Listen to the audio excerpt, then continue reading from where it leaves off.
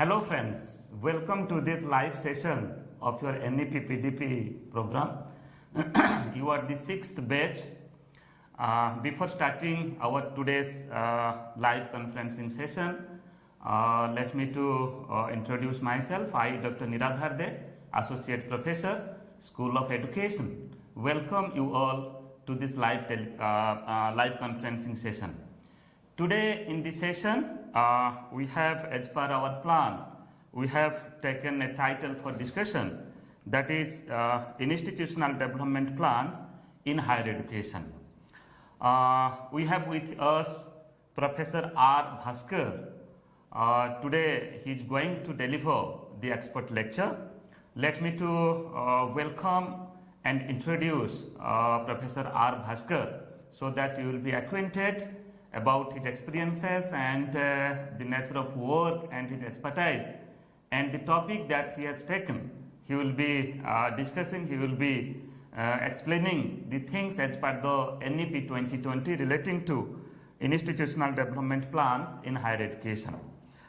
Professor R. Baskar, he is presently associated with School of Sciences in the Department of Geology at the capacity of Professor in Indira Gandhi National Open University. Presently he is involved in different types of activities, different types of responsibilities, just like he is involved in planning, designing, developing, delivery and coordination of UG and PG as well as the doctoral program of the discipline of geology. Prior to joining Indira Gandhi National Open University, Professor Baskar was Director of Public Outreach and Chairperson of the Department of Environmental Science and Engineering at Guru Jambeshwar University of Science and Technology, Hisar, Haryana. Professor Baskar completed all his higher education from Punjab University, Chandigarh.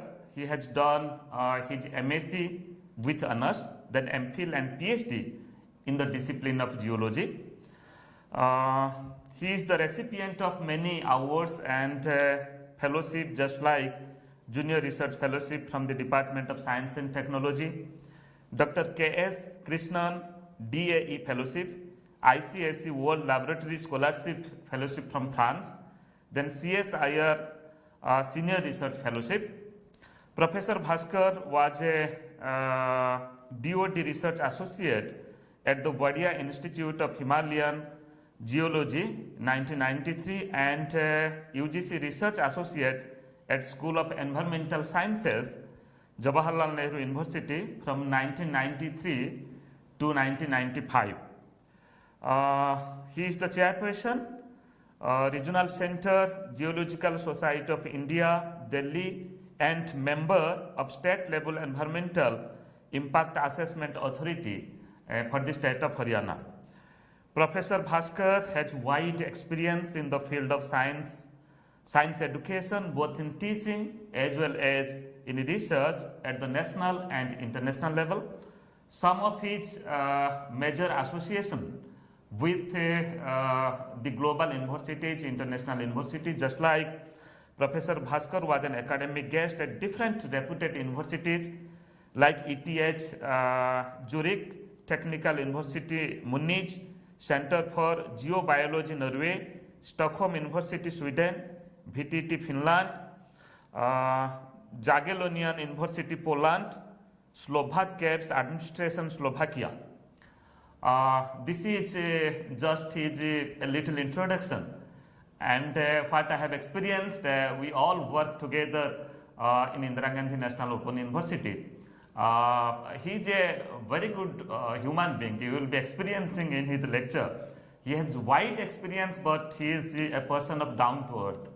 I welcome Professor R. Baskar for his lecture today, that is on institutional development plans in higher education. Thank you, Niradharji, for the kind words.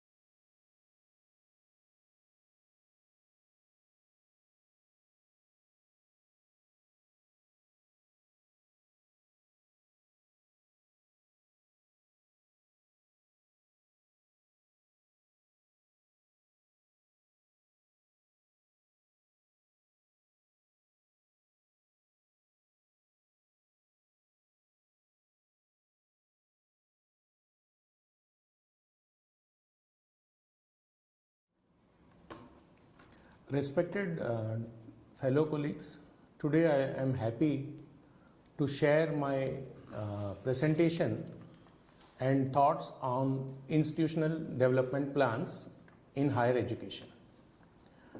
The basis for me to form this discussion or topic is I was lucky that IGNOU gave me an opportunity to be a member of the NEP PDP committee, and I had the good experience of interacting with the leading members, those who formulated this policy, because I was responsible for some of the video recordings which have been done. So that gave me some idea. Also, IGNOU gave me an opportunity by making me a member in the monitoring committee institutional development plan of IGNOU. So I had some experience by interacting with the senior faculty members in this university and other experienced colleagues and developed some understanding. So I will share my thoughts about this and how we should go about implementing institutional development plan. It is very important for us to remember that this is not a straitjacket formula. Now, before I go to the presentation of this, I would recall some of the salient features of NEP 2020 in a slide, single slide. Why I am doing this? So that we don't forget the fundamentals. Whatever regulations will come, whatever modifications will come, what has come, they will revolve around the fundamental aspects of NEP 2020, which is access, equity, quality, affordability, and accountability. And this being a dynamic system, we should expect lot of regulations and lot of course corrections during the process of implementation. So there are so many guidelines which are issued, and sometimes we see some changes also based on feedback, and that shows it is a lively system which is responding to the real situation what we are facing. Now the key aspects which I would recollect before going to IDP is that this NEP is multidisciplinary and holistic. This is a very, very important aspect. I am reminded of a story where there were 6 blind men and they were trying to understand the elephant by touching it. One of them touched and said it is a wall. The second one said touched the trunk and said that it is some kind of snake. The third one touched the tusk and he said it is some kind of spear. The fourth one touched the tail and said it is a rope. The fifth one touched the elephant and said it is a wall. The sixth one touched the trunk and said it's a tree. The legs and said it's a tree trunk. So what I am saying is, unless we have a multidisciplinary and holistic approach, education will not show the desired results. World over, it has been proved that multidisciplinary research and teaching has resulted in tremendous output. The second important thing which is unique is academic bank of credit and credit transfer. There were colleagues who dealt with it, so I am not going into details. The third one is multiple entry and multiple exit, the flexibility, the modular aspect of NEP, and the fourth one which we have to understand is very soon we are going to have the Higher Education Commission of India, and it will have 4 verticals dealing with regulation, accreditation, then grants and standard setting. So these are the 4 things. Now here we have to understand that this policy is good, but if we think it is good and people will implement it, that is not the case. That is why there is a famous anecdote given which is called a mousetrap syndrome. What is this mousetrap syndrome? Today also you go to market, if you have to buy a mousetrap, you buy the old version, that is it's a wooden block in which you keep a piece of food, and as soon as the rat enters it, and because of the spring the door closes and rat is trapped. But you will be surprised that this model was invented in 1890s somewhere, and several patents were on improved mouse models and mouse trap models. 4,000 in US alone and world over several thousands. Despite this, today also we buy the old model. Why? Because the inventors probably thought their model is good and people would buy it. That is called the mousetrap syndrome. So we have to bring the NEP into public domain, which government is doing, IGNOU is doing, other institutions are doing, where people debate, discuss and understand the intricacies of the policies and see that the intent and spirit is implemented. So we should not fall into the mousetrap syndrome. We should put it in the discussion mode. IGNOU in that aspect is taking a great lead by organizing this for all the university and college teachers of the country. Now, before we go to the IDP, the second aspect I want to is to connect with the international goals. There are SDG goals, 17 goals are there, which UN has supported, India has adopted it, and it was in 2015. And SDG goal 4 says that ensure inclusive and equitable quality education and promote lifelong learning opportunities for all by 2030. Remember that world over transition is taking place in higher education, and this UN resolution has resulted in many countries acting upon it. Why it is so is because higher education is a policy instrument that helps people become self-sufficient, enhances economic growth by boosting skills and improves lives. Ultimate aim of SDG, all the 17 goals, is human and planetary well-being, and education is an important aspect of it. Now let us see what is institutional development plan. Now NEP 2020, the IDP which has come, the draft document, it is available in the website, and they have also sought for comments, but now the dates are over. But what it says, that it will be a blueprint for the institutional transformation. That will be a vision document, and that vision document will contain so many aspects, and I have tried to collect and put some of the issues before you. The IDP will guide the academic programs. That means whatever programs are there, how they will be delivered, that will be clearly mentioned. In this, the concepts of indivisibility, that means teaching, research and extension activities will be included in the curriculum. Interdisciplinarity, different disciplines, multidisciplinarity, integrated to social reality, what are the problems society is facing at the moment, and then theory practice articulation. So this will clearly define how this curricula will be formulated centered around these concepts. Then it will take initiatives to establish an efficient framework for management and governance, and human resource management will benefit from the IDP. IDP will ensure transparent and responsible governance. The terms which are used in the document are accountable and transparent. This is very important, that governance are in order. IDP will ensure how upgradation can take place in terms of infrastructure and human resources. In the course of my presentation, I will tell the stages of forming the IDP, where we can see how we are going to evaluate and improve upon. Then IDP will make a special mention, like the NEP document, that it will help promote equity by taking into account the socially and economically disadvantaged groups, and it must contain specific plans how they will do it. Then the IDP will also help in resource mobilization. Now IDP also talks about social responsibility. Now universities can establish their own agendas and develop their own programs for social development, and this may be a part of IDP. Now this will be driven by NEP 2020. Now each university or higher education institution where they are located, they may formulate their own social responsibility issues through community engagement programs, and they can which are unique to their region. So it is expected universities will help the nearby communities, the state governments and the nation.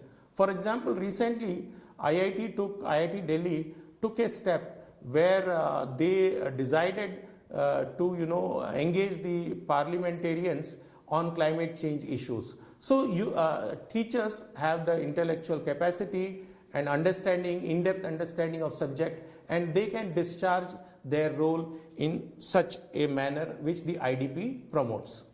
Now IDP is a very, very important document which will be used for assessment of the institute, its program and faculty. Once the IDP is approved, it will be uploaded on the website. During the course of my discussion with you, I will talk about IDP of IGNOU, and it is a transparent document which is accessible and anybody can go through it, and there are specific action plans, so one can monitor where the university is going.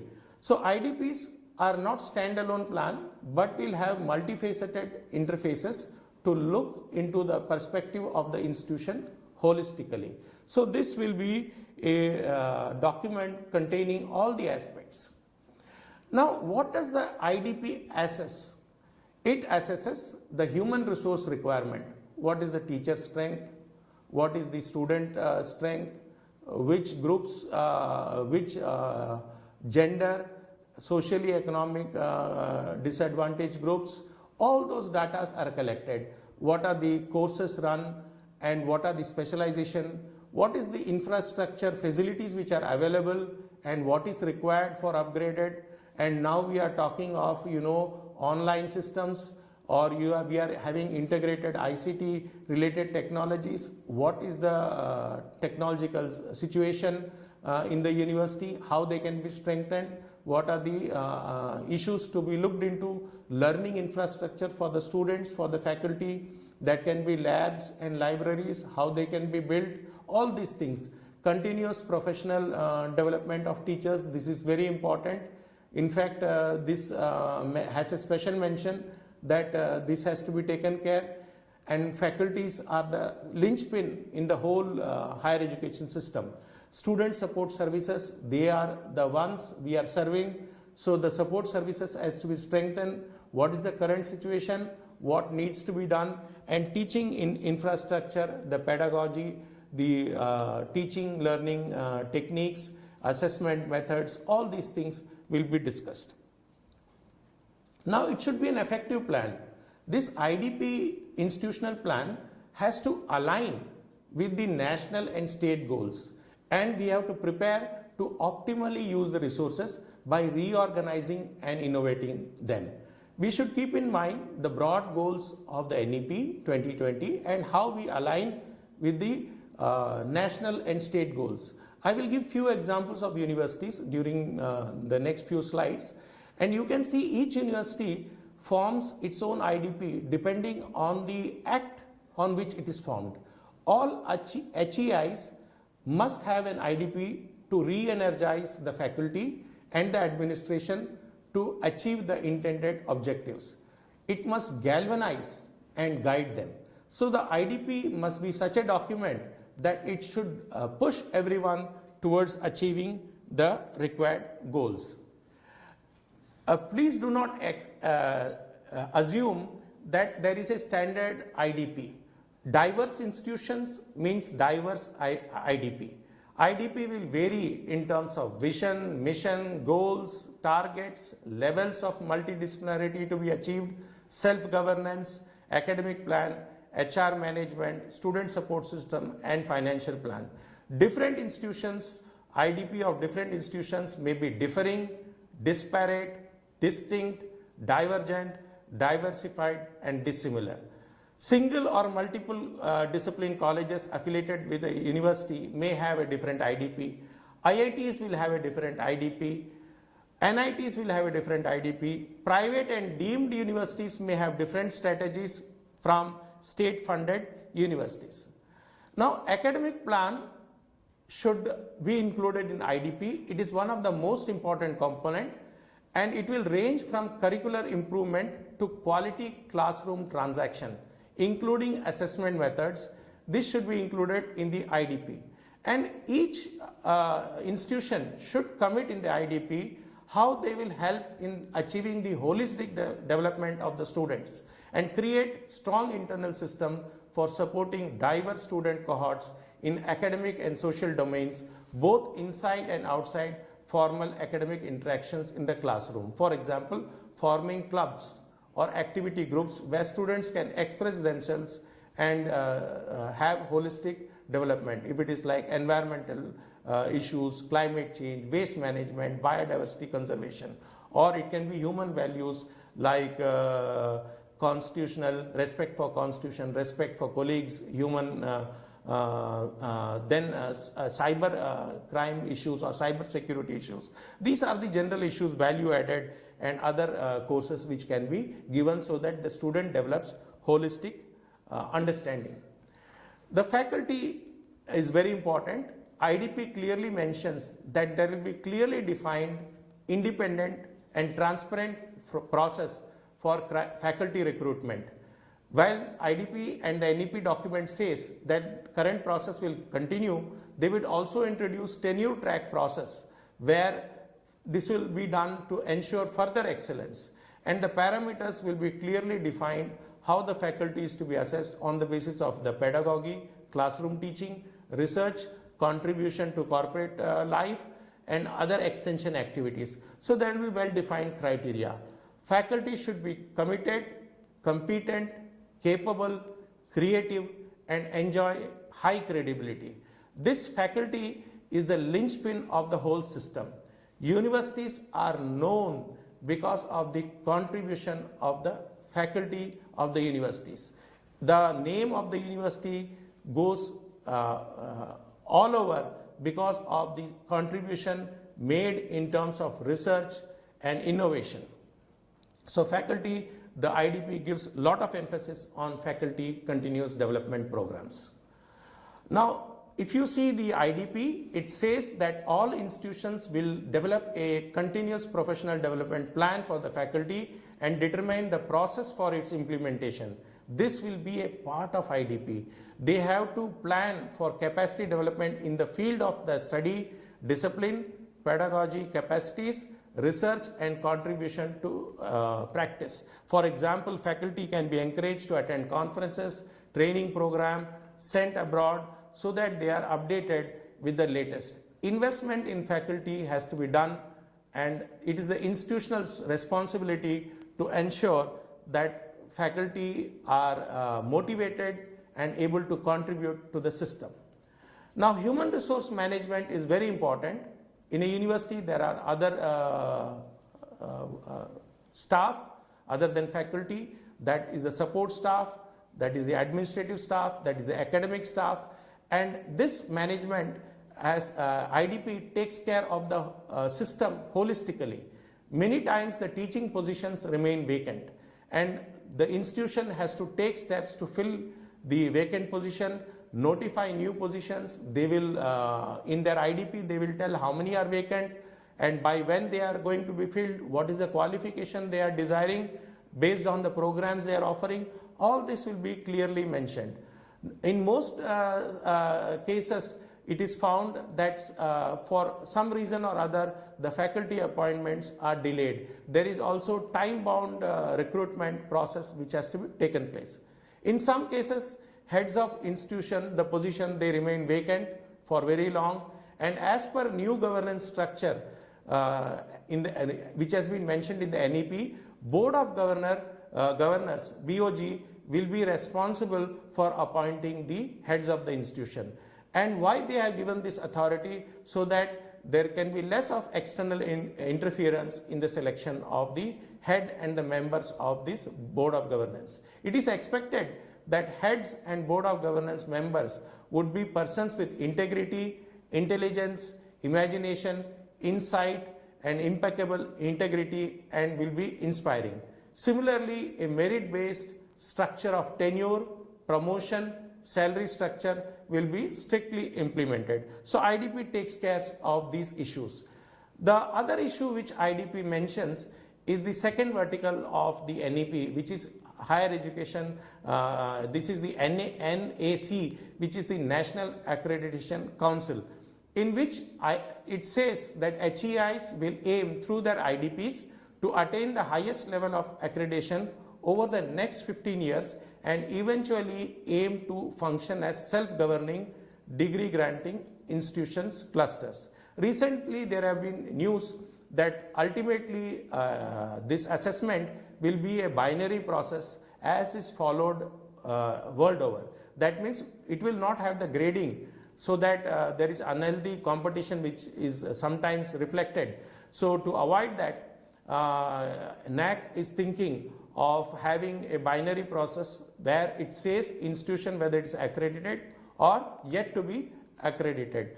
And also institutions which are accredited does not mean all the courses are of the same ranking. The courses inside can also be accredited. NBA does this for engineering faculty, they do for engineering courses. Similarly, NAC is also having a thinking that they can accredit the courses, and if they wish to, and give them the recognition that is there. It is basically an external validation for the institution and the courses, and this is very important that all institutions undergo these exercise. Now, the third vertical is Higher Education Grant Council, and IDP mentions that this is very important, and this will be IDP will be monitored by this council for one of the important aspect is giving grants, and in addition to other transparent criteria, they would look into the IDP. Now, HEGC will be entrusted with the disbursement of scholarship and development funds for launching new focus areas and expanding quality programs across disciplines and fields. Now, it also talks about National Higher Education Regulatory Council, how it is related. It talks, IDP will mention that self-governance of higher education, how they are done by the professionals and academic expert, and they should have the red carpets which will replace the red tape. They talk about autonomy, transparency, accountability, efficiency, efficacy, and effectiveness. These are the factors which they have to take into account during this process. It is very important that this process of constitution of Board of Governors and representation of diverse stakeholders should become part of IDP. IDP is a public document where everything is transparently disclosed, all the relevant record, and Board of Governors will be responsible and accountable to the stakeholders, and they will ensure that they meet all the regulatory guidelines mandated through the Higher Education Regulatory Council. Now, it is very important that IDP mentions that it will not be made only by a few senior people. It is very important that each institution will make a strategic institutional development plan based on which institution will develop initiatives, assess their own progress, reach the goals set in, and which could become basis for further funding. So, that freedom is there. Each institution can design the goals, where they want to reach, how they will reach, and that could be the basis of funding or even accrediting those institutions. Now, IDP should be prepared with the joint participation of board members, institutional leaders, faculty, students, and staff. All the stakeholders have to be consulted. Then only the institution can achieve the desired target. For example, I am reminded to share the story of three masons. There were three masons, they were building something. When one of the mason was asked, "What are you doing?" He said, "I am laying down bricks." The second mason, when he was asked, he told, "I am constructing a wall." And the third mason, when he asked, he gave the answer, "I am building a cathedral." Please remember that when all stakeholders are involved, they understand the big picture. All three of them draw the same salary, do the same work, but the attitude and involvement and commitment is different. So if we involve all the stakeholders, the net output will be very great. In fact, IIT Delhi recently has decided even the syllabus they are going to have wider consultation with the public. So these kind of steps, you just put it in the public domain, all teachers, faculties take from the students, alumni the feedback, and you will see a greater sense of belonging, and results will be better. Now I will talk little bit about IGNOU because I am in this university and I am a part of the monitoring committee of IDP in IGNOU, and I had developed some understanding about the whole IDP plans. IGNOU was established by an Act of Parliament in 85. It has jurisdiction over whole of India and also countries outside India, and has a national responsibility of promoting and setting benchmarks for ODL, open distance learning. It was set up for this purpose. IGNOU is mandated to make quality education accessible, cutting across geographical, physical, social, economic barriers, also to provide opportunities for lifelong learning. The above stated objects of the university as stipulated in IGNOU Act clearly reflect the special and distinguishing features of the university and the social philosophy of democratization of higher education through the ODL system.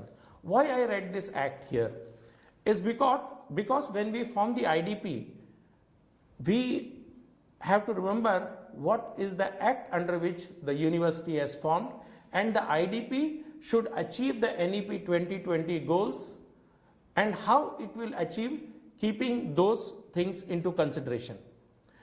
Now, IGNOU Vice Chancellor, Professor Nageshwar Rao ji has given this statement. The IDP of Indira Gandhi National Open University 2030 provides the roadmap for guiding the university to achieve its vision and mission over the next 10 years, aligned with the goals set forth in the National Education Policy 2020. The purpose of this document is to give a new direction to the university in the context of changing demands of the learners and society at large in an increasingly interconnected world. I have made it bold, that new direction, because the demands of the learners are changing. Society is changing at a rapid pace. In fact, friends, last 30 years, the changes which have taken place have not taken place in the last 500 years. So universities have to take into account, and our university has taken this direction, and IDP of the IGNOU, which is available in the website, covers major areas which drive the university to venture into newer domains like widening the academic canvas, extending its outreach in India and abroad, providing more skilled and employable learners, among others. Now, what is the vision of the university? This is very important. To be a premier open and online university. I have highlighted this, premier open and online university. This is in tune with the Act. This is in tune with the NEP of the country, with national and international recognition for its technology-driven quality higher education, catering to the needs of the learner and society, guided by core values of openness, flexibility, affordability, inclusiveness, lifelong learning, and excellence. If you see all these values which are there, they are the basis of NEP 2020, which IGNOU has the vision to implement. Now, what is the mission? Vision is the broad thing where you want to go. Mission is the objectives, what you want, is expanding the reach of the university to achieve the targeted GER. As per NEP, we have to achieve 50% by 2035, and ODL and online system will make a big contribution. Without this involvement, to reach that target is difficult. It is rather, I should use that this online and ODL system will help reach those targets.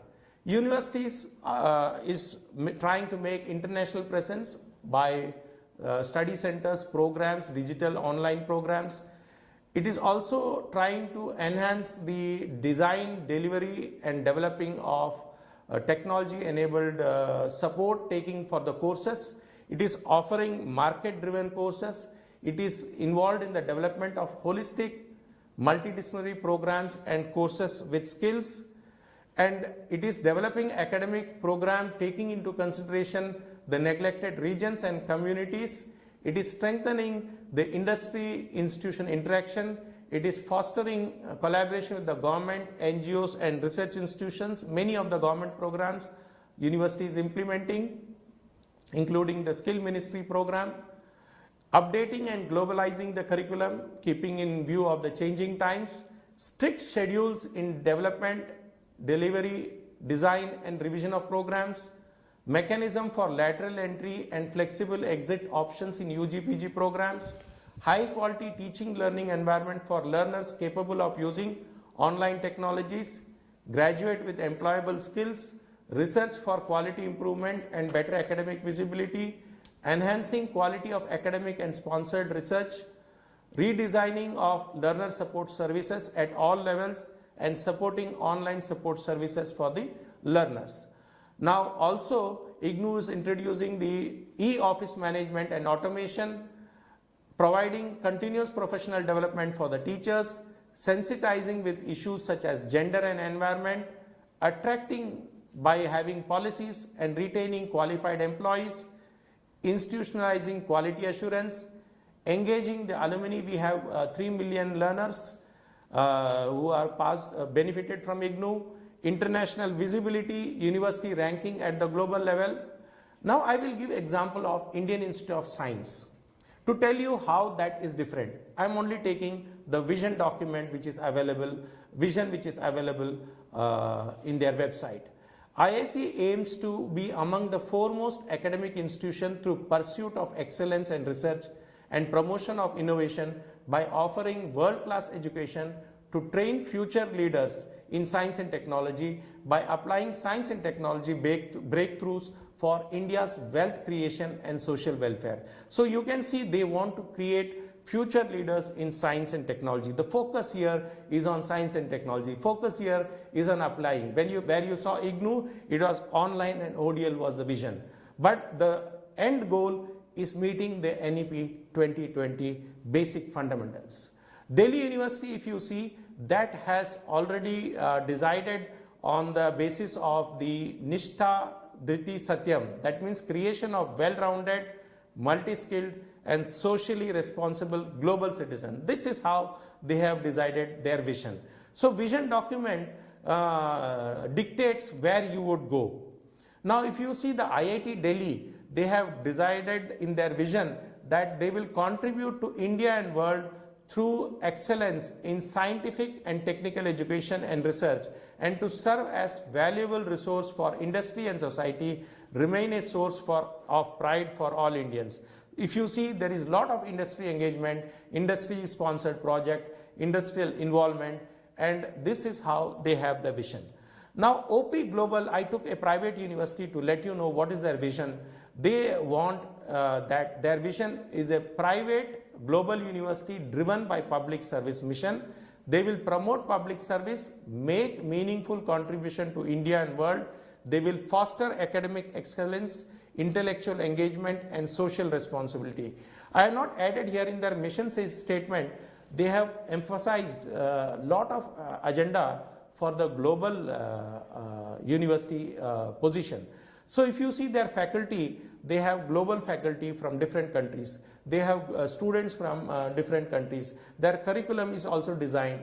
They have short-term semesters abroad, exchange student program, exchange faculty program. Because the vision is more on global, the name itself says, so the focus is on these kind of internalization, nationalization which is taking place.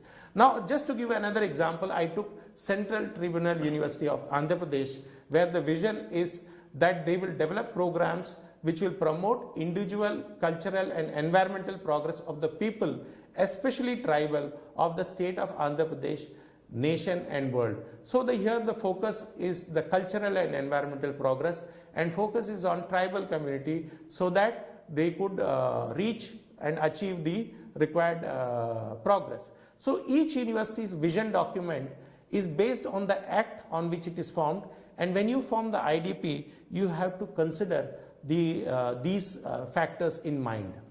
Now IDP clearly says it will take care of the equity, where they will contain specific plans for increasing participation from SEDGs. For example, you can have bridge courses for them, you can have outreach activities for them, you could have scholarship for them. There are a number of things which are suggested in the document.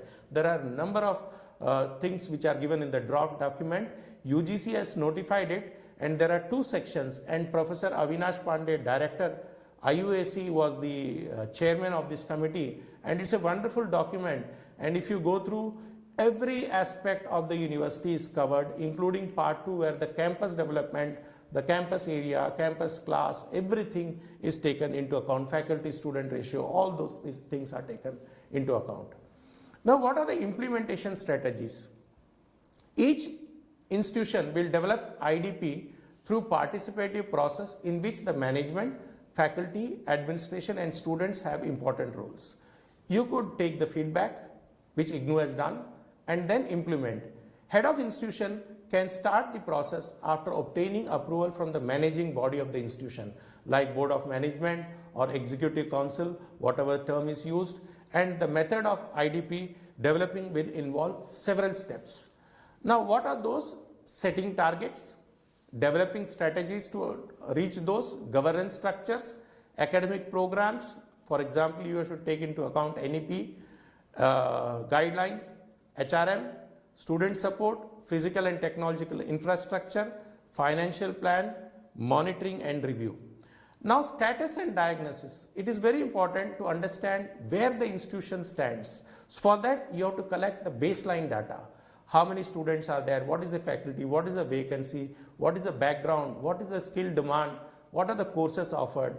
All these things will be taken into consideration. How many departments are there? All this will be taken to know the status of that. Then governance level of autonomy, what is there, whether there is decentralization, teaching load of the teachers, whether they are overburdened or they have the time to involve in research and community activity. So all these kind of factors will be taken. Student teacher ratio, that is called the faculty student ratio, that's also important, so the teacher is having time for other activities. These information will help formulate a strategy. Now, SWOT is used, which all of you are familiar: strength, weakness, opportunities and challenges, and this helps an institution making the plan. Now, strength, university can cash on its strength. For example, IGNOU can cash on its online brand name, staying in the capital, on the ODL brand name, and having regional centers and centers abroad, so it can capitalize. Just to give an example, different universities may have different strength, they have to capitalize. There is a story of hare and tortoise. To tell you briefly, that hare has a specific strength, tortoise has a specific strength. They had a race, and hare, lost first time because it was overconfident. Tortoise reached first. Hare was not happy. Hare asked the tortoise, let us run again. This time tortoise said, give me a month, let me exercise and build my muscles. But again hare won, the tortoise lost. Tortoise then did a SWOT analysis and decided where it is strong. Then it decided to change the route. And when it changed the route, when it involved crossing a river, the hare could not do it and the tortoise reached the goal. So we should see what is our strength, weakness, and we should see how we should take into account the weakness. Now there are opportunities, and if we do not take into opportunities what are there, for example, what changes are taking place, then we will become irrelevant. Here I will mention briefly about Kodak films. It was started in 18th century, 1890s, and by 2012 they filed bankruptcy. Why? Kodak did not adapt to change. They used to make films. In fact, digital photography was invented by their engineers, but they failed to see the change. Whereas Kodak is still surviving because it diversified. Now, why this became extinct? Because they did not take into the changing circumstance. In management, there is a make and sell strategy, sense and response strategy, anticipate and lead. Universities have to anticipate and lead. Then there are challenges which can take place, and they have to be taken into account while taking the SWOT component. The matrix will be like this. Before starting, one should know where is the vision, where is the goal, and what steps. We should do the external scan, opportunities and threat, and internal assessment, what are the strength and weakness. For example, I will talk of IGNOU. IGNOU has the institutional strength. It meets the educational aspiration of 3 million learners from diverse geographies, socio-cultural settings, economic strata. It provides technological enabled education at doorsteps. Its outreach in the remotest corners. It is offering a gigantic bucket of 250 academic programs, different levels. It is having internationally acclaimed self-learning materials. It promotes lifelong learning and continuous professional development. It has a pan-India network. Now it is having wide media and digital network and interactive learning facilities. There is a huge repository of digital learning resources. There are unique centers in the university like Center of Excellence in Distance Education, which was recognized by Commonwealth of Learning in &93, and Center of Excellence for Distance Education Material, Commonwealth of Learning in 1999. It is a national coordinator for Swayam MOOCs, Swayam Prabha DTH channels. It is engaged in social and educational upliftment of rural communities. It has unique centers. Again, these are Center of Online Education, Electronic Media Production Center, STRIDE, NCIDE, and National Center for Disability Studies. These are unique and strong strength of the IGNOU. There are some weakness. We have to have more time for learners and learner engagement, and it is important that we need tracer studies on learners so that we know where they stand now and what they are doing, so that we can improve, get their feedback. Professional development of teachers has to be supported, and improvement of the learner support mechanism so that we can give better support to them. These are there. Then if you see the next one, institutional opportunities, it is in the capital region. There is a high demand and the government is supporting these online and digital programs. Already 40% credit can be taken. So for IGNOU, this is an opportunity. Advanced courses, online courses, quality improvement, etc. Then the challenges are there. There is still wide requirement of wide acceptance of ODL degrees on par with conventional degrees, though ministry has notified, and for employment there is no discrimination, but among the society it is still taking some time. Then exclusive and dedicated technology support for learners, and staff has to be focused on research and continuous professional development. Developing robust and sophisticated e-office management system. For example, connecting all the center and all the regional centers, they are the institutional challenges. Then they are to set targets which are measurable. For example, teaching university will focus on teaching pedagogy, research on impact factors, facilities, lab, autonomous college on UG teaching. Then strategies will depend on what the institute is. Student support system is very important, and it also makes special mention of focusing on socially and economically disadvantaged groups in terms of enrollment targets, etc. Then the last important component is the financial plan, and it is important that we have to take into account not only the student facilities, the teacher facilities, the infrastructure facility, all these are taken into IDP. And this is very important that institutions funded by central and state governments will have to prepare a financial plan for adequate budgetary support through grants and loans. It will have to mobilize resources through philanthropy, industry and alumni. It will model its finances through public philanthropy partnership model. Then it is very important in the end to implement and monitor the IDP. For that, a committee is to be formed. For example, in IGNOU, they have formed the committee of which I am a member, and this will do the mid-course correction in case something is required. Every year there can be targets and they can be checked, and mid-course correction can be done. That is the role of this committee, and where required, some change in the targets can also be done. So IDP will be a living document, and it will grow as a strategic planning capacity of the institution increases. So we can always modify depending on the circumstances and situation. Now implementation will require multiple initiatives. We have to implement the spirit and intent. We have to implement in a phased manner, and prioritization is important, and comprehensiveness in implementation will be the key. And it is important to understand implementation is interconnected, interrelated and interdependent. All these are connected very beautifully. Now education is a concurrent subject. States have to collaborate with the center to implement it. Timely infusion of requisite resources are required, human infrastructure and financial. Careful analysis will help in proper implementation. India can become a Vishwaguru through a valuable, varied and vigorous higher education ecosystem which the NEP aims for, and this will depend on the infrastructure, information and innovation. They will play a key role, and knowledge, talent and technology will be the determining factor. Thank you teachers for patiently listening to this discussion. Thank you.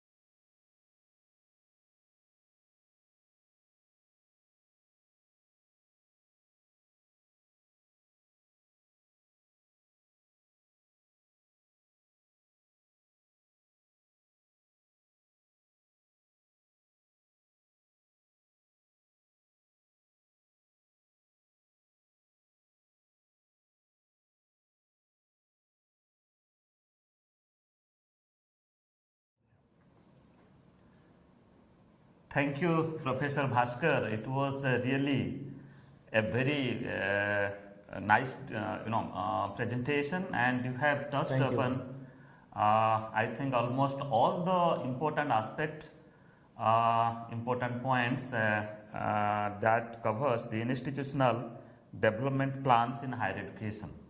Now we are at the last stage of this session. We have received many queries, many questions from the participants, but I find that most of the queries are a type of similar in nature. I have clocked some of the questions. I am not going to take the names of the faculty members and the participants who have asked the questions and their queries. I am just asking their question to you. Sure. And I like that you will explain it. The first question that is asked by the participants, that is, what is theory practice articulation in IDP, and how this can be done? Okay, Professor Baskar. Very nice question. In fact, what is done in theory has to be in practice. That is why UGC has come up with this new scheme of appointing UGC Professor of Practice. The idea is it is lab to land.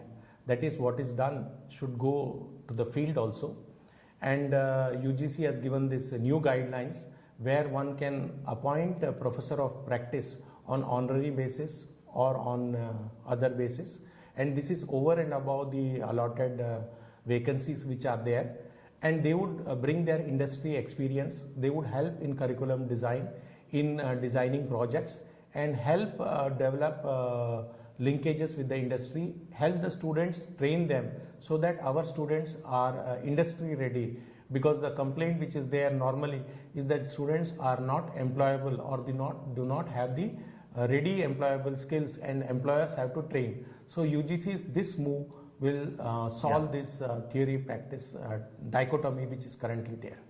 Very nice. I think you see NEP touched upon in our academic curriculum. The requisite skills and competencies should be there, that we call as the graduated skills. So that's why, unless we have a theory and practice articulation and proper representation in our curriculum, it is not possible. Another question which is asked by the participant, that is, how the universities prepared the IDP for associating them with the society and community. It means how the university will address the need of different stakeholders, and after all, the IDP will for the betterment of the society and the larger community. If you see, IDP clearly mentions that there is a social responsibility of the HEIs. When you talk of social responsibility, it's community engagement. Community engagement, there are already several schemes of Government of India which are going on, and you should identify how the university could help the community. And each university is living in a unique area. That is why IDP will not be common. And the issues associated may be different. For example, just to give an example, maybe the institution can tell about how to improve the soil quality or the water quality, or it could be issues like managing waste or managing crowds. So many things. Wherever institutes have their strength, they can share, and the IDP should be shared with the community also, so that they can tell that what are the problems they are facing, how the university can use its intellectual capacity to help overcome those problems. Clearly, university should have a social policy integrated into the IDP. Exactly. We have many questions. So quickly, I am just going through it. No problem. Is there any time schedule for preparing the IDP? So what is the life of IDP? Just like as per the RT Act, RT 2009, there is the recommendation of one SMC, School Management Committee, and the work of School Management Committee is to develop the SDP, that's called as the School Development Plan. Accordingly, in NEP, there is the recommendation that the institution, the university should have an IDP. So what is the life of it? Once the IDP is prepared, so for how long it will work? Okay, if you see the draft document which is released by UGC, clearly it mentions that IDP should be prepared for 5 years. The head of the institution normally takes approval of the Board of Management or Executive Council, then does the forms a committee, and they form the plan based on the real situation. They take opinion of all the stakeholders in the university, and they can take a Board of Management members, etc. And then present that. Lifetime, it is expected as per the draft is 5 years, and it is expected that they would give specific measurable targets which are achieved on a yearly basis, so that this monitoring committee can do mid-course correction if required on the targets that are achieved. So everything will be how many courses will be launched in 1 year, how many centers will be opened, how many students are planned to be admitted, what is the industry linkages, how many projects, or what are the areas where you want. You should have year-wise plan so that we can monitor it. It should be measurable. Very nice. Thank you. The next question asked one of the participants, that is whether the affiliated colleges under any university will also prepare the IDP. Here I want to say, if it is affiliated, ultimately, if you see, there are only 3 categories of institutions. One is teaching intensive, research intensive, and autonomous colleges. If you are affiliated in due course, to my understanding, you would become autonomous.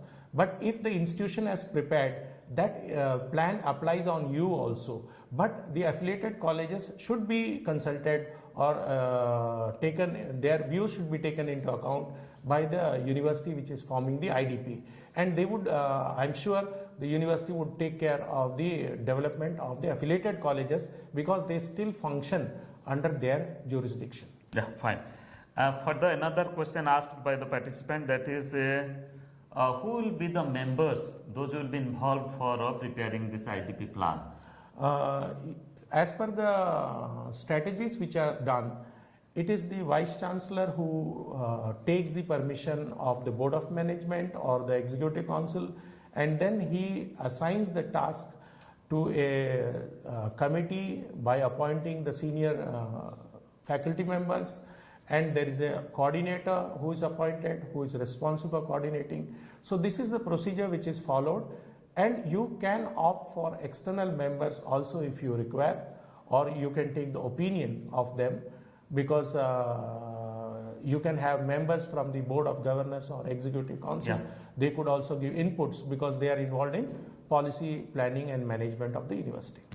Another question asked by the participant, that is whether financing or budgeting or budgetary provision will be there in the IDP, and if it is, who will provide the budgetary requirements? I think you have already touched upon. I have. But again, you can explain very quickly. I think very clear that IDP has to mention what are the resources of revenue generation, what are the resources of what are the heads where expenditure is done, and that could include the student facility, teacher facility, and you should have a philanthropic public model, participation model, where you can generate the funds.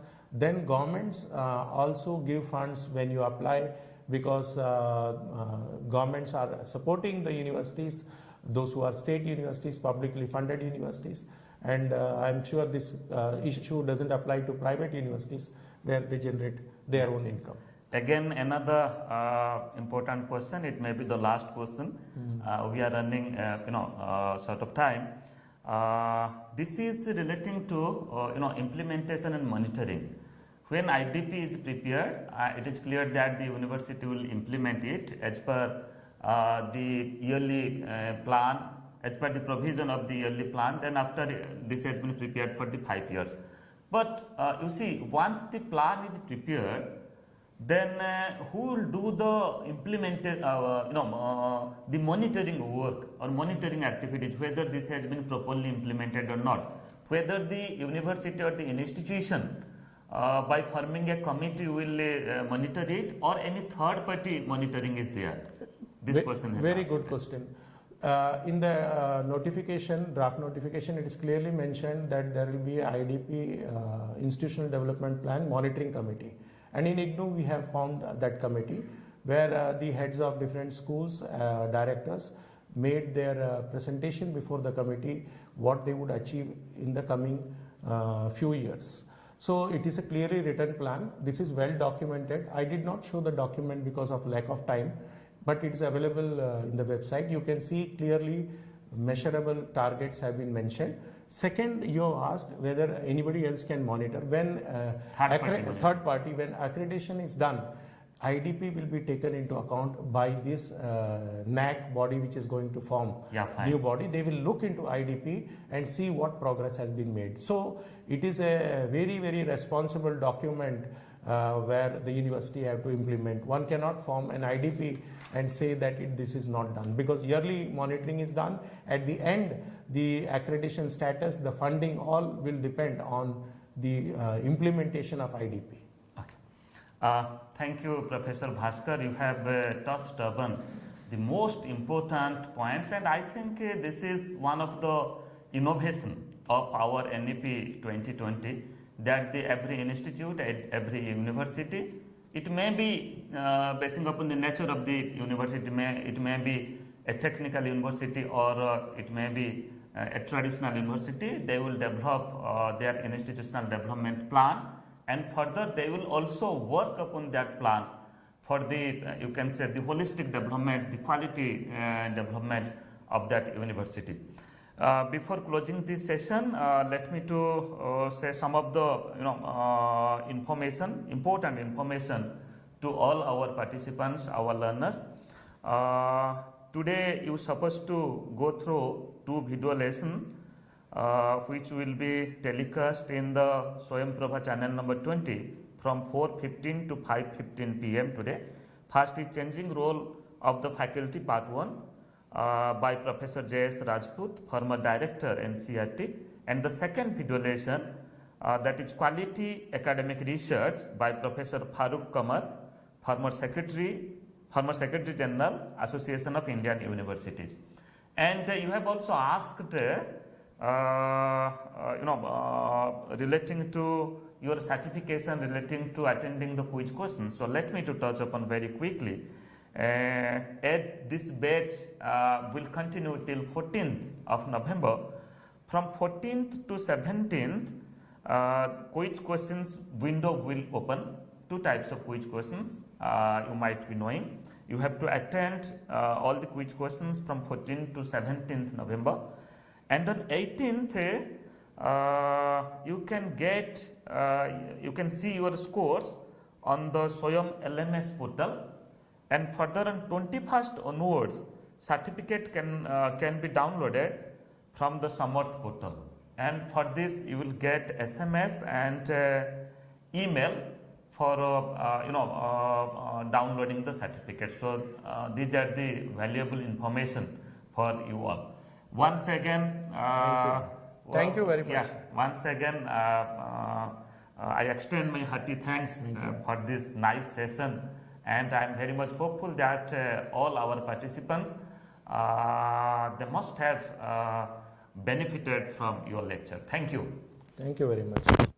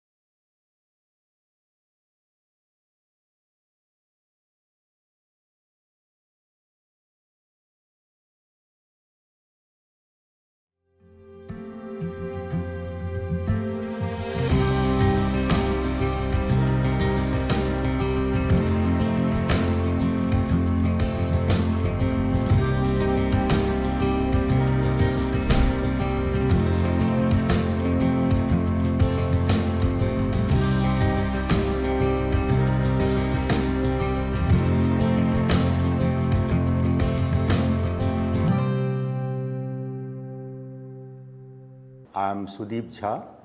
I'm here in the physics faculty of School of Sciences of Indira Gandhi National Open University. I'm in this system since last 30 plus years, and as you may be aware, IGNOU is a pioneer national open university in the field of open and distance learning. Now, why multidisciplinary higher education is needed? Now, the most important reason for making our undergraduate programs multidisciplinary is that job markets now don't require people who are specialized in a single area of study or discipline. They want people to have a multiple skills simultaneously when they come out as a graduate. Secondly, this straitjacketing and narrowing down our undergraduate programs quite early into arts, science and commerce, they say that let us break this barrier and give the option to students to pick up courses as per their interest from a basket of courses which will consist of courses from arts, humanities, social sciences and commerce. So that liberty can be given, and this multidisciplinarity actually, as Professor Pandey said, that now the emerging knowledge is being created at the interface of two or more disciplines. Pure disciplines research is of course there, but the societal demand is such that two or more disciplines have to work together to solve the emerging problems of the society. And the outcome of such interaction, interdisciplinary and multidisciplinary higher education, in the past is the evolving disciplines like women studies, gender and development, energy studies. For example, being a person from science background, I can say that energy studies is evolving into a new area where people from background of mathematics, chemistry, physics, engineering, they all come together, sit together and identify a problem, and they all come with their own skill sets and knowledge base. So that kind of an interaction has given rise to new disciplines like energy studies, public policy, Asian studies, Canadian studies, etc. So the whole idea is that the higher education should be essentially aimed toward solving the problems of the society rather than just for the sake of acquiring knowledge in itself. So with this objective in mind, the NEP puts a very high priority to multidisciplinary higher education. Now the point here is, as a teacher you will know that okay, that's fine, I do agree, I accept the arguments in favor of making our higher education multidisciplinary. Then next question will be, what will be the implication of making our higher education multidisciplinary? Now there are implications on various fronts. First is the institutional implication. As I mentioned, that institutional implications is that universities and colleges have to become multidisciplinary rather than unitary. What is the implication for a teacher? For a teacher, the implication is that you have to sit down in the committee, in a group of teachers comprising faculty from all disciplines, and then look at the curriculum of our undergraduate programs, how it can be made more multidisciplinary, in the sense that how our students will have many options to pick up courses from any discipline he or she likes. Of course, the overall structure, it's not free for all. Overall structure will be there, which we expect any time very soon from UGC. But within that overall structure, the student will have freedom, and institution should be in a position to provide that opportunity to students so that they can pick up courses of their choice. So that is the implication for a teacher. And third implication is for the policymakers and funding agencies, that how to streamline the funding for research so that colleges are also encouraged to take up projects and do meaningful research in their respective area, as well as in the areas of interdisciplinary and multidisciplinary disciplines. And another important aspect of NEP 2020 is that they are saying that if someone is getting into undergraduate program for 4 years, then and for some reason, or good or bad, for some reason he or she wants to quit after completing, let's say, 1 year or 2 years. So will it not be prudent to give them certification for the effort they have made during those 1 year, that is 2 semesters or 2 years? So that basic genesis has given rise to the idea of multiple entry and multiple exit in the new 4-year undergraduate program proposed in the NEP. So at the end of the lecture, I will touch upon this aspect also, what are its implications for a teacher, for institution, and for students.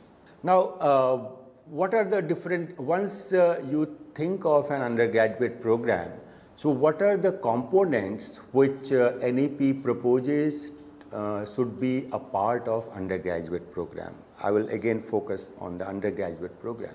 So these are the major components of any undergraduate curriculum which NEP thinks that universities should think and work out a structure for their undergraduate program. First is nature and type of courses. You can see that first is the traditional discipline-specific courses. Now, discipline-specific courses have been further categorized. I will come to that later. Another is the vocational and skill courses. On the right-hand column, you will see that whatever may be the credit. Creditization is another aspect of NEP, which was earlier available only with professional universities. IGNOU is an exception. IGNOU as an university started this credit system way back since its inception. So I will come to that also later. But whatever the total credit is for the entire undergraduate program, 50% of roughly, these are all rough estimates, but these numbers will give you an idea that what it takes to make your undergraduate program multidisciplinary and holistic. 50% weightage goes to our traditional discipline-specific courses. 16 credit worth of vocational and skill courses is a compulsory requirement for any undergraduate program. third category and component of this new multidisciplinary holistic undergraduate program is life skill courses, environmental studies, value-based courses, and global citizenship education. So this is a new component which was earlier missing from the structure of most of the undergraduate programs in our country across the universities. Fourth component is field projects, internship and apprenticeship that is aimed towards two objectives. One is that they want that undergraduates should get an experience and live in feel of the workplace that will come through internship and apprenticeship as well as with the society. As on date, by structure, no undergraduate program envisages, except for, say, bachelors in social work, where they have this component as a compulsory component for students to visit the sites and society. But now the NEP requests the higher education institution to make it a compulsory component so that our undergraduates are exposed to the field of work where they will enter in the future, as well as they have some feel for the society, particularly with massive urbanization across the country. Our large segment of student population at undergraduate level have no exposure to the actual hinterland of our country. So that can be incorporated, that must be incorporated by way of field project, irrespective of the fact that the student is pursuing science, arts or commerce or social work. It's not necessary that field work for a science student has to be related to that. That leeway will be given. The intent of this component I have explained just now. And fourth is, of course, if you are planning to have a 4-year undergraduate program, this 4-year undergraduate program incidentally has an exit after 3 years. That I will discuss at the level when I discuss multiple entry and exit. So in the nutshell, these are the 5 major components of holistic and multidisciplinary, interdisciplinary undergraduate program as it has been envisaged in the NEP 2020. As a follow-up to NEP 2020 policy document, there had been certain draft documents from UGC. So this listing I have culled out from those draft documents. The final document is still awaited. I hope it should come very soon. But these major components are the NEP vision, which has been translated into a kind of a document for discussion among teachers and higher education policy makers. So the next is what is the typical structure? And now this slide is important because what they say that don't ask students to decide on what disciplines they want to study on the very first day of their admission, right? What they say that let first 3 semesters be an open house kind of a thing.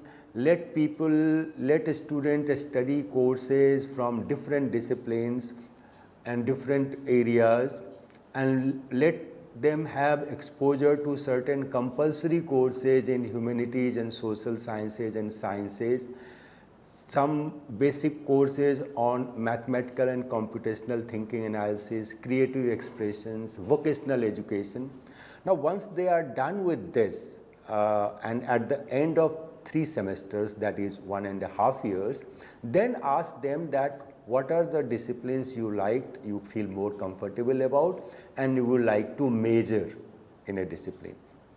So see here the flexibility and the choice to the student is huge. Once he or she has spent 3 years, 1.5 years, sorry, with the institution, then only he or she has to make up his or her mind that what disciplines now they will like to study in detail, meaning thereby they will like to have more credits in that discipline. And that comes at the stage of 4th, 5th and 6th semester. After 6th semester, they can exit with a graduate degree, and if they have certain achievements in terms of performance, then they will be allowed to pursue fourth year, which will be quite research oriented, and they can go for 4-year undergraduate program with research as well as honors. So honors and research degrees will not be open to one and all, depending upon your performance in the past in the 6 semesters. You will be either allowed or given an honorable exit with an undergraduate degree in your hand with minor and major disciplines. Now, these are little complex nomenclature they have adopted. It's just a matter of getting into those documents. I will refer to one document which is very good document, that is NEP 2020. It has come from UGC. You can refer to that document. It's available on UGC site.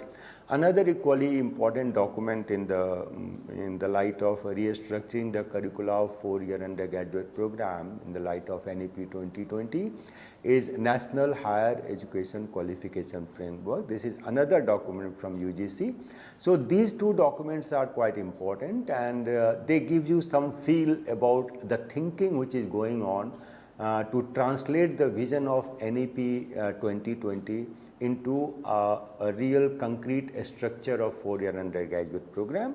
UGC is working on it. These are draft documents. I think you must, and the final will not be diametrically different from what is there in the draft. So you can refer to these documents. This will give you some idea. They have categorized the discipline-specific courses into 4 categories: discipline major core, discipline major elective, and then the interdisciplinary major core, interdisciplinary major elective, and discipline minor courses. So for a discipline, suppose you are a teacher of history or physics, then your concern here is that you will have to think in terms of having some major courses as per the credit requirement and some minor courses from your discipline. And that will be for someone who is planning to study from 4th semester to 6th semesters and onwards your discipline. So that minimum number of credits, the courses are to be designed for getting into the 4-year undergraduate program structure. Now, IGNOU as an institution had these ideas way back, and our bachelor's degree program, and since IGNOU is a national open university and large number of state open universities have come after IGNOU came into being and it started its bachelor's degree program, the very name you will see that IGNOU did not start with BA, BCom, BSc. IGNOU started with bachelor's degree program. So the name itself indicates that we were conscious of the fact that students should be given more liberty, and apart from giving them basket of courses from various disciplines, 2 other important components of our bachelor's degree program was some foundation courses. Foundation courses essentially meant that compulsory courses, and in that category languages, foundation course in humanities and social sciences, and science and technology. These were mandatory of all the 3 streams, whether they are going to pursue BA or BCom or BSc. So that notion of having some, as it is envisaged in first 3 semesters in the previous slide I was discussing, IGNOU had this in the form of foundation courses. And third, regarding employability and skill training, we had this application oriented courses which was also compulsory. One has to take at least certain credits, whether he or she is pursuing BA, BCom or BSc, from a basket of application oriented courses. And these application oriented courses were coming from different schools. See, the IGNOU was in a advantageous position because as on date we have around 21 schools of studies in the same campus, but even when we started we had around 11-12 schools of studies on the campus. So these basket of courses in application oriented courses as well as development of foundation courses, it was not the outcome of a single school. foundation courses were developed with the interaction and coming together of teachers from different schools. Similarly, application oriented courses, it was a basket in which different schools gave courses, and they were open and available to all students of BA, BCom and BSc. So the very name gives you an idea that this whole idea of giving choices and giving multidisciplinary undergraduate program to students in a limited way, because there's life skills and field internship, those were not the compulsory components in our earlier BDP program, but it was definitely one step closer to what has been envisioned in our NEP 2020. Now, what was this again bachelor's degree program? The unique feature was that this was the first undergraduate program offered by a university which was credit based. Credit system, as you may be aware, in our country was essentially the domain of technical universities, primarily IITs and professional IIMs maybe, but IITs definitely yes. And in the university system, this credit system was first introduced by IGNOU way back in 1990. Now, with the coming of NEP, the entire undergraduate program across the university are credit based. In fact, this credit concept has come into university system of normal undergraduate program a few years back in 2014-15, when this choice-based credit system came into being, and undergraduate programs were designed accordingly.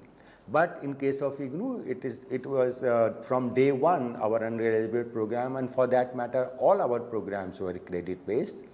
And in terms of giving choices to students, it was compulsory that a student has to study minimum 2 disciplines, and there was no bar as such, but they can study up to 4 disciplines. In terms of making our undergraduate holistic, we incorporated foundation courses, as I mentioned in the previous slide. For employability, it was addressed by making AOC compulsory for all students to take, and all open and distance learning programs are very flexible in terms of space and time. And formative assessment. Assessment is another important component. I think you will recall from Professor Pandey's graph, which says that understanding is very poor, but the pass percentage is high, and that constitutes almost 50% of our undergraduates. So that's a cause of concern on which teachers have to ponder that how to make assessment a true certification of the competence of the learner. So in that regard, making formative assessment an integral component of assessment was also initiated by IGNOU from its inception in undergraduate and all other programs offered by the university. Now CBCS, it came in 2014. That was another major restructuring of undergraduate program. But it is just a comparative thing. Now that NEP is going to give us a new curricular structure for undergraduate program, there is no need of going into the details. CBCS is not going to last for very long unless we have, by the time this 4-year undergraduate program is in place. But speaking from IGNOU's point of view, we found that CBCS was quite restrictive compared to our earlier BDP program in terms of choice of courses, and then BA, BCom, BSc were treated differently. For BSc, CBCS expects that you have to study 3 disciplines. For BA, it was only 2 disciplines. Then generic courses is a little ambiguous. There is no clarity what is intended to be achieved by generic courses. And for 3 years duration, you have honors program also, and BA, BCom, BSc General also with different credits. And skill courses have been there, but there is no clarity that what is the intent and how one should develop skill courses, what learning outcomes are expected of the skill courses. But that's besides the point, because CBCS is going to go very soon. now if you map the courses, then you say that you will find that our IGNOU's program, first 3 components were already there in one form or the other, but the last 2 components were not there, and therein lies the challenge for open and distance learning. All institutions, whether it is dual mode institution or exclusive open and distance learning institution, incorporating last 2 components of 4-year undergraduate program as envisaged in NEP is going to be a challenge. Why? Because ODL, by its very structure and nature, handles large numbers. And unlike conventional face-to-face teaching institution where there is a definition of teacher-student ratio, in ODL system, unfortunately, that definition is yet to come, because the core faculty is normally quite low, and we teach with the help of large group of teachers across the country in higher education system who work on our behalf as academic counselors. So the challenge is to incorporate these 2 4th and 5th component in the undergraduate program through ODL as per the NEP 2020. So these are the issues I will highlight for ODL institutions when they look for implementing the vision of NEP 2020 to make their programs multidisciplinary and interdisciplinary. First is, of course, is a matter of details that can be handled. That's not a problem. The problem will be, for example, the enrollment in IGNOU undergraduate program, annual enrollment in IGNOU is roughly 12 lakhs. So out of those 12 lakhs, roughly 60 to 70% students are enrolled in our undergraduate programs. So for such a large number, how to organize field projects, internship and apprenticeship is going to be a challenge. ODL institution teachers have to ponder on this fact. And then next challenging thing is that with such a small core faculty, how are you going to go for a 4th year in bachelor's degree where you need to have a substantial component of research, which needs a very close interaction between a student and a teacher to make it a meaningful research project or research training. Next challenge for ODL institutions is that what kind of collaboration they have to strike with different skill and vocational centers, because their students are quite widespread and the students are not coming to the campus where you can have vocational and skill training centers. So you have to work out some kind of a collaborative arrangement with industry and other agencies which are expert in giving skill and vocational training to give that component of undergraduate program to your students. Now, these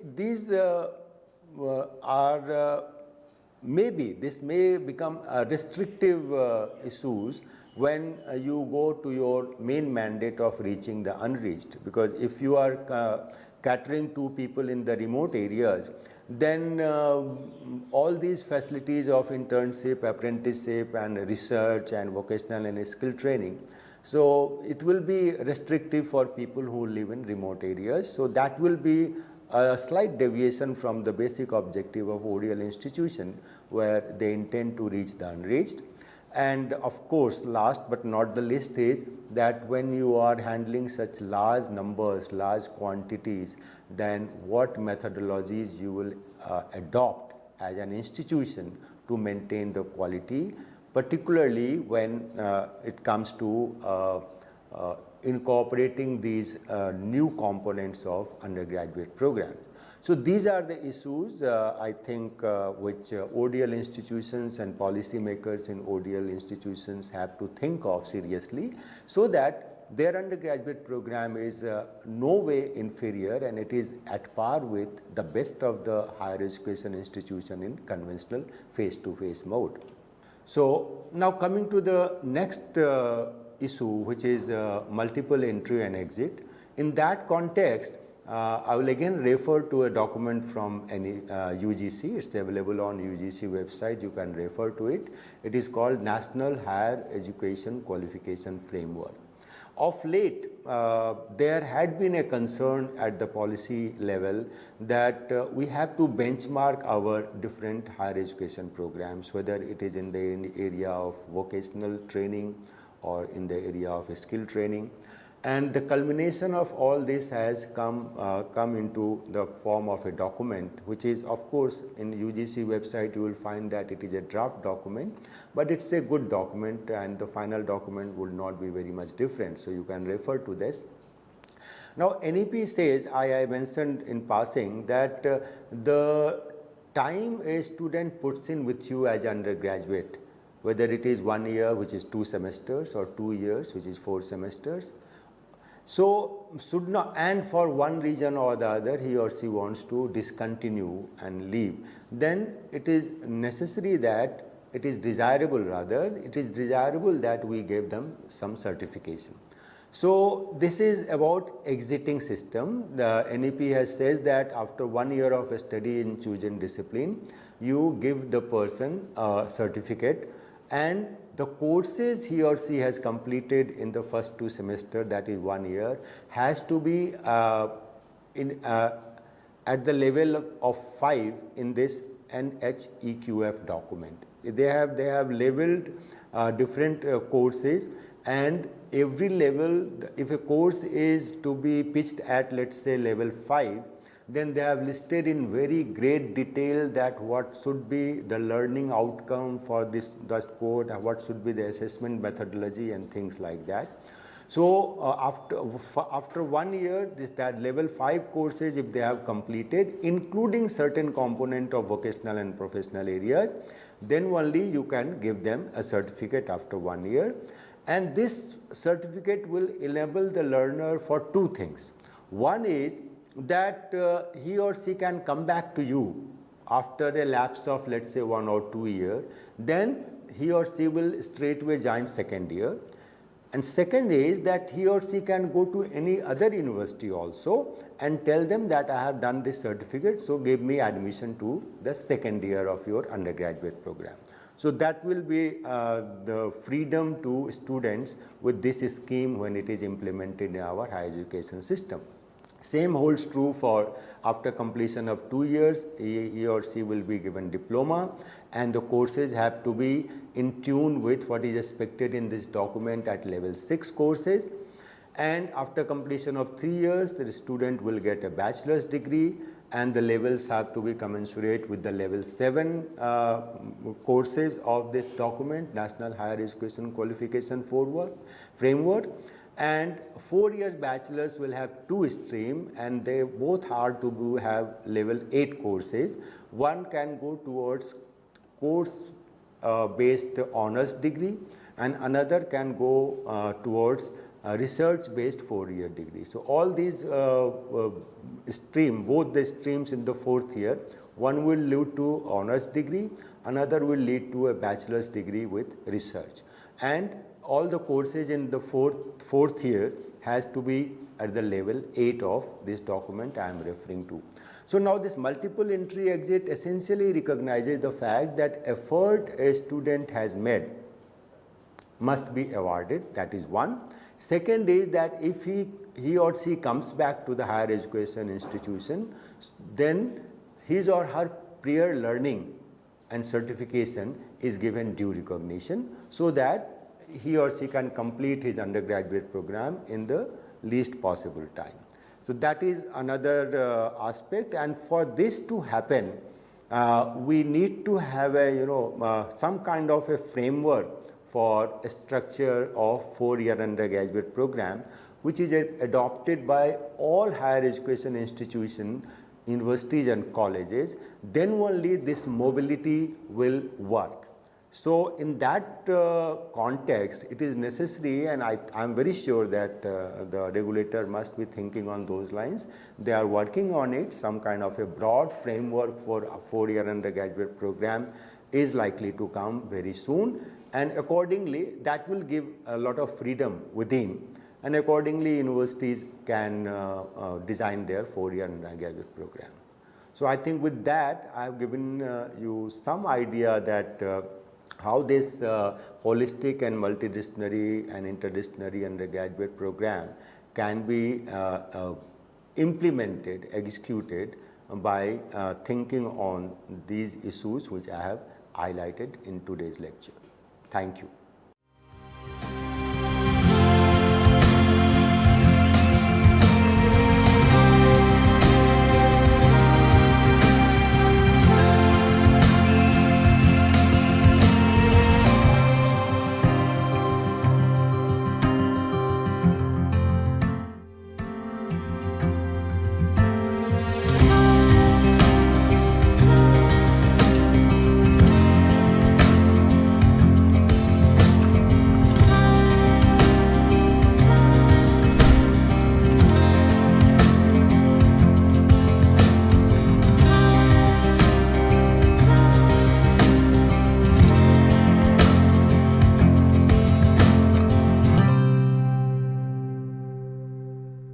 Namaste. Today I will speak on governance of higher education institutions. We all know NEP 2020 talks about holistic development of educational institutions. How holistic development of educational institutions will happen? It depends upon the quality of teachers, the quality of infrastructure, the quality of leaders, the quality of academic as well as administrative leadership, and the environment. The quality of textbooks which are available, the quality of projects we are talking about, and at the same time how we are looking at education. Education, actually, it's so simple. It is a human making process. How to make a man a perfect human being. How an educated person should work with the development of the nation. How the development of a nation is connected with education. How education and its peripherals like textbooks, teachers, classroom deliberations, the quality of students, the quality of library, the quality of ICT which are available, the quality of sports infrastructure, yoga culture, music art, the science, the laboratories, how they are connected with development. Yes, they are connected with development because development is not only money. Development is not only construction of building, construction of roads, construction of dams, or making something that we are very rich, we are affluent, we are good. Development of a nation is development of human being. Development of human being depends upon the development of education, the quality of education, the quality of teachers, the quality of textbooks which they are speaking about. Whether our textbooks are speaking about 60% of our population who are living even today in villages, the water bodies, the lakes, the pokers, the trees, the agriculture activities, the quality of farmers, their health, their food habits are all related to the development of the nation. The nation itself is identified with the people, identified with the students, identified with the healthy women folk. How a state, how a nation is caring old age people, how a nation is caring about transgenders, the old age people, how are being treated by a nation, how transgenders are playing an important role in the development of a nation. The leadership, academic leadership as well as administrative leadership has to talk about the untouched domains of the educational system. Education is not making money. Education is not making only technology. Education is not making only furnitures or buildings. Education is making all. Education is distribution of food, equal food system to everybody, distribution of education to everybody, distribution of health care to everybody. Who is uncared, untouched, has to come into the fold of education. It's only possible from a great academic leadership. How we can build an educational institution? It's very easy. We can build educational institution with the help of our own heart. Then only head, then only the knowledge, then only it will come the rules of principles of administration. As Gandhiji once said, a leader should be supported by his own heart, supported by the ethos of his own society, the values of his own country. How the Indian values, Indian ethos are always kindful towards the have-nots. How it is possible? It is only possible these things should be laudable in our textbooks. Our textbook should be in our mother tongue. I am in the firm opinion of that. Pre-primary education to university education should be in our own mother tongue, should be in our own national language. And then only we will make wonders in education as well as in research, because the technology, the science doesn't have any language. That we linguist people, we language people will make science, will make mathematics, will make chemistry, will make physics in our own language. Then we can make it translated into other world class languages, because the original thinking, the original thought process will be in our mother tongue only. So, we need to focus on mother tongue education. We need to focus on mother tongue classroom debate. We need to focus on mother tongue research in our own mother tongue. The world class research institutions, they are making research in their own mother tongue, for example, China. So then we should come from our own silos. We should come up from our silos that we should make, because English, yes, we need English, but English is not everything. English is not mathematics. English is not science. English is not music. English is not yoga. Yoga is yoga. To learn yoga, we need not to know any language. We should be able to know the yoga. To prepare a food, Indian culinary art is not English or is not any language. It is an art. It is a skill. It is carpentry. It is yoga. It is music. It is tabla. We need to learn that skill.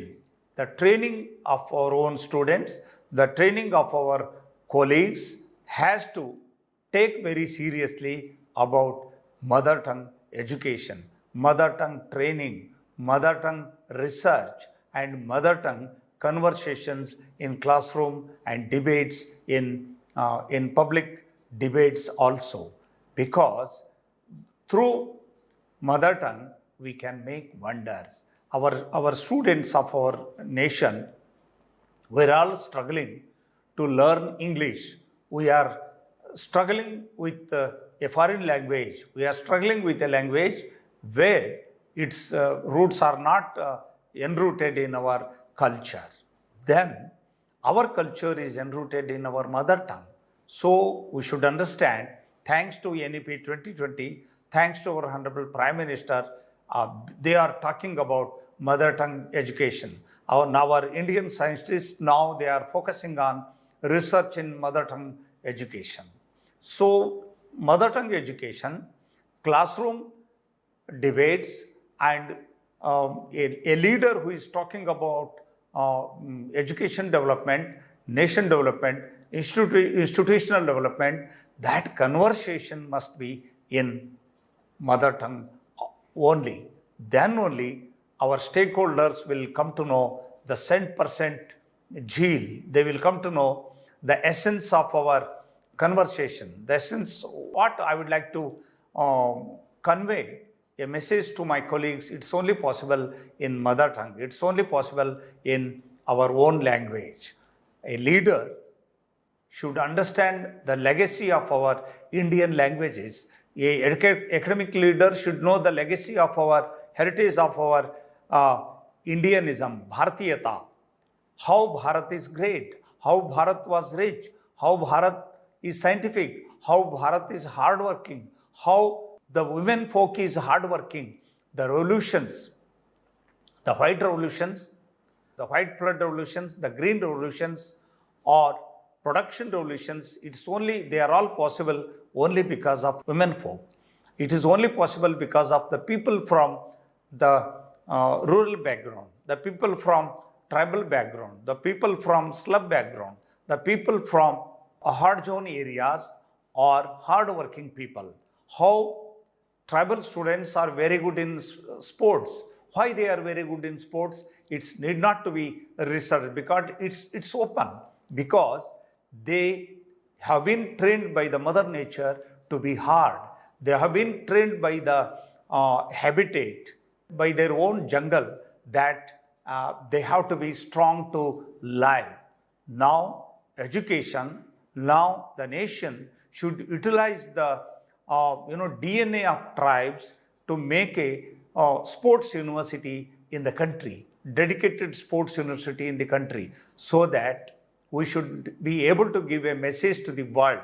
One can make their future even in sports, even in wrestling, even in running, even in high jump, even in long jump, even in tabla, even in harmonium, even in yoga, even in Indian culinary art, even in singing, one can make wonders. Yes, we need to know technology, we need to know medicine, we need to know nanotechnology. Before that, we need to know Indian music, we need to know tribal medicinal system, we need to know the knowledge system of our own mothers and sisters and nanimas and dadimas. Educational institutions and their leaders have to understand Bharat, have to understand our nation through its roots. How rainwater system has been a technology in our own country. A person who is a farmer, who is a very small land holdings, but he knows rainwater harvestment, and how they know how to preserve the forest, preserve the food, preserve the wealth, preserve the natural resources. These things should come into educational system, should enter into textbook, should be part of our classroom deliberations to make our education, to make our classroom deliberations vital, make very vibrant. It's only possible if we teachers are ready to learn more skills, more education, more subjects, and more dimensions of education, because language is most important. Indian languages are most important languages, but at the same time, we should be able to make a bridge between Indian languages. How translation plays an important role to make a bridge between these languages. And I would like to assure you all, even the great administrators of the best institutions of the nation, that industry is going to grow a big industry, bigger than any industry now. So how we are ready to make the students, how we are ready to make our human resource to take up this job opportunities. We have to think about the World Economic Forum, which is talking about new skills of the world. Within 10 years, how new skills are coming. After 20 years, how new skills are coming and jobs are vanishing. By end of another 20 years, World Economic Forum, according to its survey, says that 9 crore jobs are vanishing. In their place, machines will be available to serve the humankind. Now our education leaders should think how we can make a future out of this crisis. Crisis always create futures. Crisis always create opportunities. We educators, we leaders have to be ready to train ourselves. At the same time, we have to be ready to train our own teachers, to train our teachers in modern technology, to train our teachers in modern skills, to train our teachers in new domains where opportunities are endless. Opportunities are seamless. It's only possible if the vision of a academic leader are very clear. If he is visionary, if he can see the future, how it is changing, how technology is going to change, how textbooks are going to change, how the psychology of parents, how the society is going to be changed, how the psychology of the society is going to change, what are the necessaries, what are the demands of our industries, and how their demands will be changing within 5 years, how they are going to change in 10 years, and how the academia, how our textbook, how our research are preparing themselves. It is the lookout of a academic administrator. Academic administrators, we should be always ready to learn. We should be ready to learn the success stories of our neighborhood, the success stories of our habitat. Examples should not be given from foreign countries. Examples should not be taken from American countries. We should be able to produce success stories out of our neighborhood, out of our villages, how a villager has made wonders by growing tomato, by growing mangoes, Alfonso, how lime grower made pickle industry. These small interventions of the society will have a great impact on the students as well as teachers. So we teachers, we administrators should be able to always vigilant towards our habitat skills and neighborhood success stories. So we need to train ourselves in our mother tongue. We need to train our mindset to be always ready to learn, ready to open, ready to accept the hardcore truths of the future, the needs of the industry, the needs of the society, how society is going to change, how internet is making business. Only through internet, transport companies, how they are making business. Only with the help of internet, how other companies, business companies are making shelter to people. Without having a hotel, without having a home, without having a space, how business avenues have been abundantly made available. It's only possible if we are able to make the internet as part of our business, as part of our education, as part of our administration. We need to know the importance of Wi-Fi. We need to know the strength of our own students, the strength of our seamless strengths of our own teachers, and the parents who are now talking about only engineering education, only talking about only medical education. We need to train them. We need to convince them. Music is also equally important than medicine or engineering. And sports also equally important, because sports keep us fit as well as our heart and head.